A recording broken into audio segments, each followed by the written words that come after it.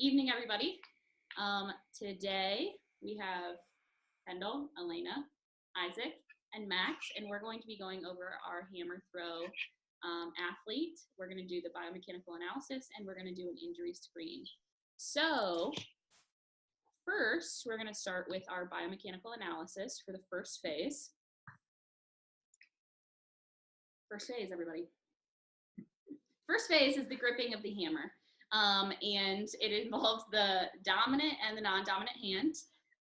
So both hands will be around the hammer and the MCP will be flexed. Phase two is the preliminary swing.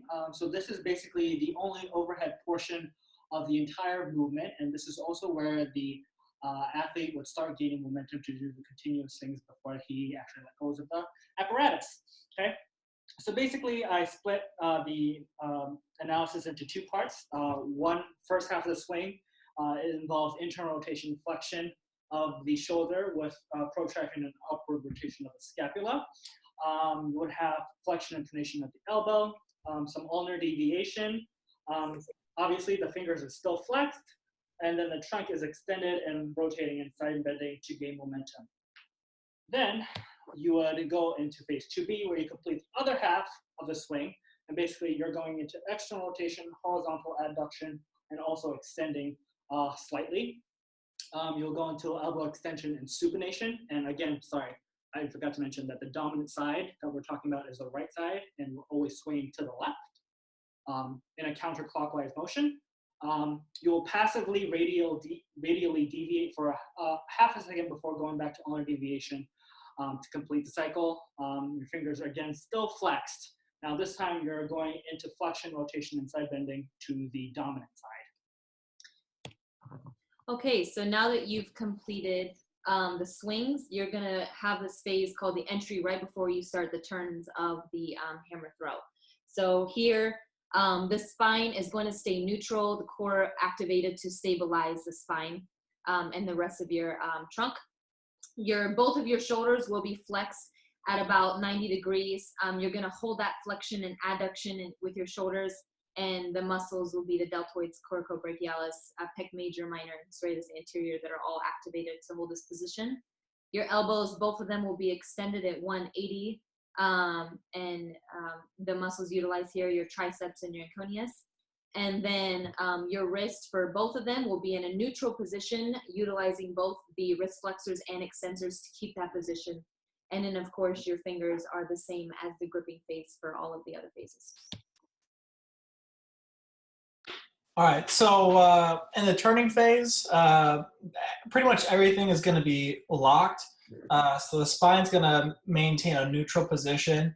As you'll see, as the athlete rotates, they may have slight extension, but mainly everything's staying locked. The shoulders flex to 90 degrees, as you can see here, and they're going to stay adducted to keep the handle parallel with the midline of the body.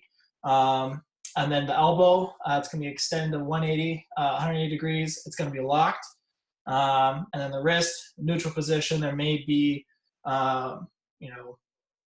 passive deviation, but that's highly unlikely as the flexor and extensor muscle groups are both working together to keep that wrist locked. And then the fingers will be flexed as you need to hold on to the handle to be able to gain that momentum and speed to throw the hammer. So the last phase is the delivery phase. This is the release of the hammer. Your trunk will be extended with a slight rotation in the thoracic region. Your shoulders are going to be different between your dominant and your non-dominant. Dominant is so right, like we're talking about. There will be flexion, adduction, internal rotation, and some protraction of the scapula. The non-dominant, there will be flexion, abduction, external rotation. Your elbows will still be fully extended. There will be slight radial deviation in the right wrist. There will be slight ulnar deviation in the non-dominant, and then your fingers will finally extend in this phase as you let go of the hammer. So we're going to watch a video here so that you guys can see it all put together.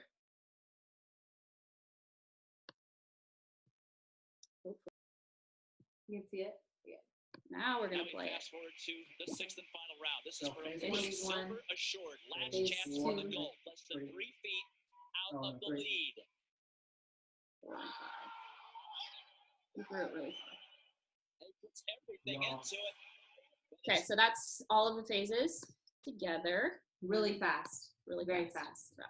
So there's usually about 3 swings and then 3 to 4 turns, depending on the person that's utilizing this throw. So now we're gonna have you guys do it. So everyone stand up. Do you guys bring your apparatuses? No, No. I have none. I have a guitar. Jordan has his Easter basket. You don't have to actually throw anything, okay? Oh, no, I'm looking first. Oh my God! Don't. It's not your fault. Here. This is it. Okay. Make sure all valuable items are moved and you're not going to hit them. Talk through it. Okay. Huh. All right, Isaac's gonna show you. You have to talk through it. Okay, so we're gonna go start with just hold the hammer in front of you, or you're Gripping. face. pretend that you're holding something in front of you in the gripping phase. So your MCPs are all flexed, ready to go. Okay, and then you're gonna go start with your preliminary phase. You're gonna go around your body, and you're gonna keep that swing going. And then you're gonna go into the entry of the turn, and then Turn, and then you'll turn, and then you're gonna let it go. Just like that. So that was like real casual, obviously not that serious, but anyways, as you know, you walk through that with us, we like each of you, or basically come up with maybe like 2 to 3 common injuries that you can already think of that may happen with this type of throw, since you've already kind of done the mechanism. What do you think could go on? Rotator cuff. Huh? Rotator cuff. Yeah. Yes. Oh my God! Look at that. Careful. And that's going hard. Hernia. Okay. Okay. It's hernia. Okay, and 1 or 2 more. Anybody think of anything else that they think that could be an issue? Upper extremity. What did we say for elbow? Nothing yet. UCL. Mm-hmm. Okay. Okay, so why don't we go back to the rotator cuff? Ansley, why don't you explain why you think that that could be a possible injury? Because they're using a lot of eccentric forces to like pull the hammer around their body Good. Yep. and to stabilize. Okay. And then Annette, why do you think herniation, and maybe what area of the spine do you think that? Oh, I was actually thinking abdominal hernia on the extension Oh. while your feet are planted, but that makes sense that disc hernia would happen as well on the turns. Okay. Any specific region on that disc hernia? I would think more at the between L3 and L5. Okay. All right. Okay, so we're gonna talk about our injuries that we looked into.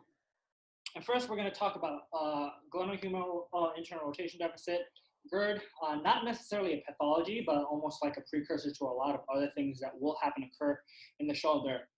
We all know that a lot of baseball players, especially pitchers, develop this condition. And this is because of ABR, or abduction and external rotation at its terminal degrees of motion. So this specifically occurs in phase 2B. So after the first swing, and then right about here-ish, where my right hand is kind of in this position. Okay. So in the literature, it's described as multiple reasons why GERD actually occurs.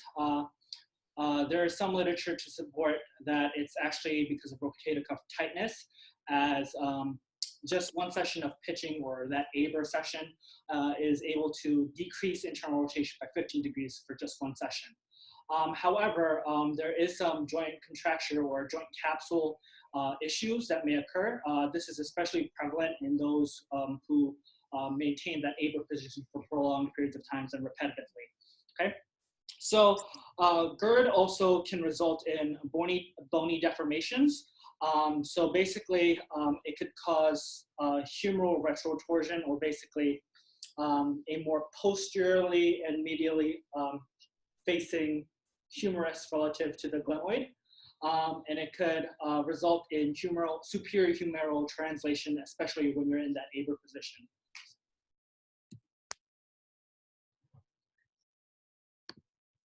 Nope. Okay, so going off of the slide discussing GERD, shoulder impingement is closely related to this. So Isaac already mentioned about the Aber position where the humeral head will translate superiorly, and that could lead to some impingement. Another type of shoulder impingement would be the posterior internal impingement. And posterior shoulder tightness and GERD combined are risk factors for this type of impingement. So basically what happens here is there's contact between the greater tuberosity of the humerus and then the posterior superior glenoid rim, which is causing the impingement of the posterior superior labrum or the articular side of the rotator cuff. This would be commonly seen in phase 2 of the throwing, where there is once again extreme abduction and external rotation of that shoulder. So leading off of that, in the literature, it talks about how chronic impingement patients often develop rotator cuff tears because of the prolonged tension at the shoulder, and then that leads to fiber failure. So obviously potential tears caused by mechanical overload or mechanical failure. We've all talked about rotator cuff injuries a lot.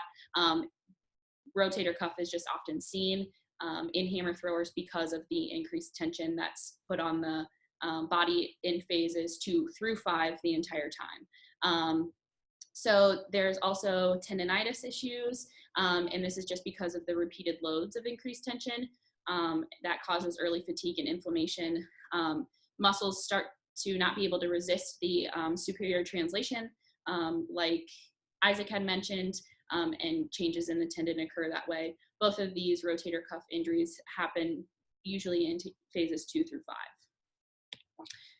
Now, we're still continuing on with this idea of how Aber could contribute to pathologies in the shoulder. So because of GERD, the superior translation of the humeral head, especially in that Aber position, also contributes to posterior impingement, like Elena said. But because of this posterior impingement and prolonged contact with the greater tuberosity and the glenoid rim, individuals with GERD are more likely to develop posterior labral pathology concomitant with GERD and posterior impingement. In the literature, there is also the superior labrum anterior to posterior lesion that is frequently mentioned, and we all know this is kind of associated with this specific Aber position, not chronically, but it could be from acute onset. The literature describes a peel-back mechanism, especially in this Aber position, with significant contributions to the bicep tendon that occurs. So next we're going to talk about distal clavicular osteolysis. So this is a cluster of microfractions that happen at the AC joint. This is a result of repetitive hyperextension, like we see throughout the motion of a hammer throw and doing it multiple times over and over again.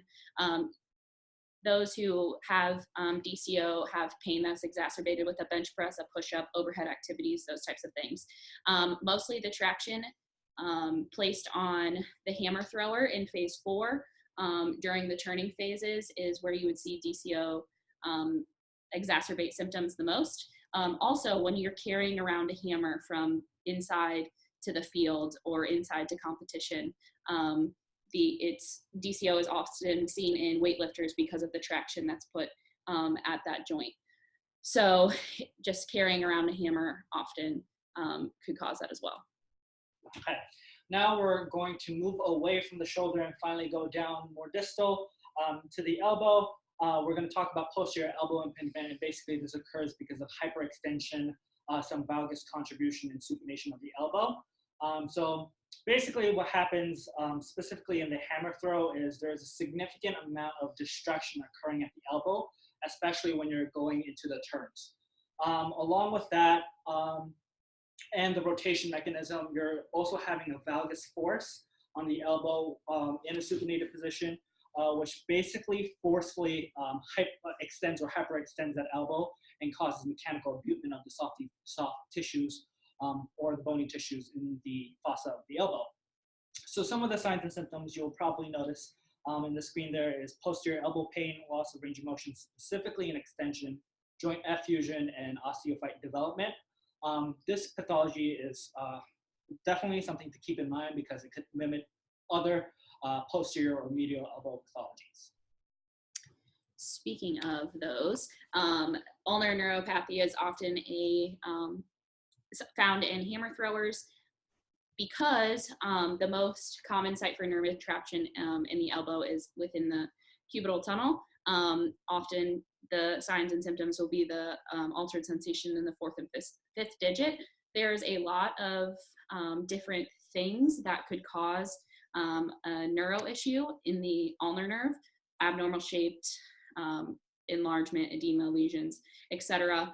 The most common though is because of chronic irritation, the repeated loads, the repeated tension that's put at the elbow, like he had just mentioned, during a hammer throw will cause the inflammation in that area and in the flexor carpi ulnaris and the fascial layer of the flexor digitorum superficialis and the flexor digitorum profundus, and the inflammation will then cause that nerve entrapment.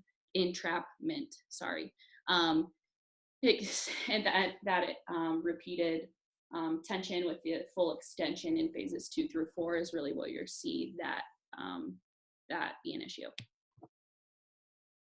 So moving down farther, we have de Quervain's disease. This is mainly just a gliding impairment of the adductor pollicis longus and extensor tendons that help move the thumb down, or help move the thumb away from the palmar aspect of the hand. You can see pain, tenderness, swelling along the ulnar thumb side of the wrist, and then also pain and discomfort with radial and ulnar deviation causing thumb impairment. You can see this basically throughout all phases. I'd say mainly at 5 and possibly even the first phase once you kind of start rolling your wrist around. But yeah, you'll just kind of get irritation kind of just below the thumb, kind of in the wrist area there. And then up next is carpal tunnel syndrome. It's just a chronic compression neuropathy. You'll see numbness, tingling, burning, pain, thenar atrophy, and then weakness with grip and pinching. It can be caused by multiple types of things, probably more so just from repetitive, brief, large forces, and possibly even stretching and shearing. If the thrower were to be stretching his or her wrist out, or just practicing for quite a long time. You could see this throughout the entire phase as well. Okay, so we're actually going to jump back to the thoracic region. So here I just put sprains and strains. This may not be quite as common, but it can still be an issue, especially if you're not performing the hammer throw correctly. So these will typically come from chronic overuse and high repetitions of this throw. So sprains of the ligamentous structure around the thoracic region will come from excessive torsional stress. And this typically will happen not on the same side, but the contralateral side of the dominant or the throwing arm. So when you can see this is basically phase 5, which is the release, which if you guys remember how you perform that, that's the point where your thoracic region, as well as maybe some other parts of your spine, is producing that torsional stress the most. And this is where you could see sprains occurring. Strains, however, are going to occur more during, you could say, the turning phases. So the thrower should be keeping a stabilized and somewhat straight spine during their turns with the force of the hammer out in front of them. However, if they have weakness in their rectus spinae, rhomboids, lats, and trapezius muscles, specifically more like the middle or lower region around the thoracic spine, this could lead to a constant pulling of the muscles if they're in that slight flex position due to the weakness. and they could also lead to strains of those muscles. Okay, warning. If you just ate dinner or eating dinner, if you have a squeamish stomach, please look away. So the last injury that we're going to be looking at is this degloving injury. Sorry, Julia. Is this degloving injury. Basically, it's an avulsion of the skin off the palm of the hands. The literature basically describes the basic mechanism as when opposing forces occur at the skin or object interface. Obviously, we're going to use a ring as an example. Let's say you're getting off a bus, you have a ring gets caught on something on the bus, and then as the bus keeps moving, your ring kind of gets stuck on your finger and you're stationary, so kind of rips it off. Okay, so obviously you could see that how this might happen in hammer throwing, especially in the last phase. Let's say you don't completely let go. The ball is about 16 pounds for men, and we're